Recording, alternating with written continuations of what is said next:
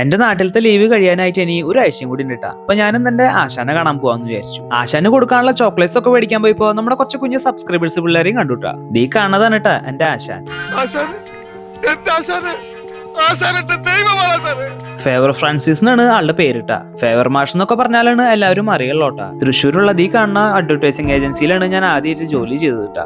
Media ഇൻഡസ്ട്രിയിൽ നല്ലൊരു കരിയറും പിന്നെ ഒരു നല്ലൊരു പോർട്ട്ഫോളിയോ ബിൽഡ് ചെയ്യാനായിട്ട് എന്നെ ഏറ്റവും കൂടുതൽ ഹെൽപ്പ് ചെയ്തിട്ടുള്ളത് ഈ കാണുന്ന ഫേവർ മാഷും പിന്നെ മാഷിന്റെ ഈ ചെറിയ ഓഫീസ് സെറ്റപ്പ് ഒക്കെ ആട്ടാ. എന്നെ മാത്രമൊന്നല്ല ട്ടാ, ഫേവർ മാഷിന് കൂടെ വർക്ക് ചെയ്തിട്ടുള്ള കുറെ ആൾക്കാരും ഇത് ഹെൽപ്പ് ചെയ്തിട്ടുണ്ട് ട്ടാ. ഫേവർ മാഷിന്റെ പഴയ ശിഷ്യന്മാരിൽ ഒരാളായിരുന്നു ഞാനെങ്കിൽ മാഷിന്റെ പുതിയ ശിഷ്യന്മാരാണ് ട്ടാ ഈ ഓഫീസിൽ ഇപ്പൊ ഇവിടെ നിന്ന് വർക്ക് ചെയ്യണത്.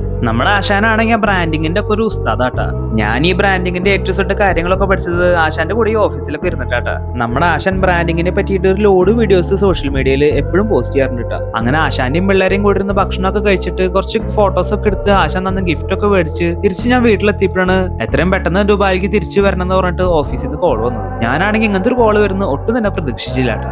ദുബായിലത്തെ ഓഫീസിലേക്ക് എത്രയും ഇമീഡിയറ്റ് ആയിട്ട് തിരിച്ചു പോകേണ്ട കാരണം കൊണ്ട് തന്നെ ഞാൻ തൊട്ടടുത്ത ദിവസത്തേക്ക് ഒരു പുതിയൊരു ഫ്ലൈറ്റ് ടിക്കറ്റ് ബുക്ക് ചെയ്തുട്ടാ. അങ്ങനെ എത്രയും പെട്ടെന്ന് എന്റെ ലഗേജ് ഒക്കെ പാക്ക് ചെയ്തിട്ട് തൊട്ടടുത്ത ദിവസം മനസ്സോടെ എന്റെ ഡാഡിയും മമ്മിയും എന്റെ അനിയനും കൂടിയിട്ട് എന്നെ എയർപോർട്ടിലേക്ക് ഡ്രോപ്പ് ചെയ്തതിനു ശേഷം തിരിച്ചു പോണ ആ ഒരു കാഴ്ച എന്റെ മനസ്സിൽ നിന്ന് ഇപ്പോഴും പോയിട്ടില്ല കേട്ടാ. ലീവ് കഴിയുന്നേക്കാളും മുന്നേ ദുബായിലത്തെ ഓഫീസിലേക്ക് തിരിച്ചു പോകാനായിട്ട് എനിക്ക് അത്ര വലിയ താല്പര്യമൊന്നും ഉണ്ടായിരുന്നില്ലെങ്കിലും ഓഫീസിൽ നിന്ന് ഇമീഡിയറ്റ് ആയിട്ട് വരാൻ പറഞ്ഞ് വിളിച്ച കാരണം എനിക്ക് പോകാണ്ടിരിക്കാനും പറ്റില്ല കേട്ടാ. അപ്പൊ ഇനി എന്നിട്ടാലും നമുക്കിനി ദുബായിൽ എത്തിയിട്ട് കാണാട്ടാ.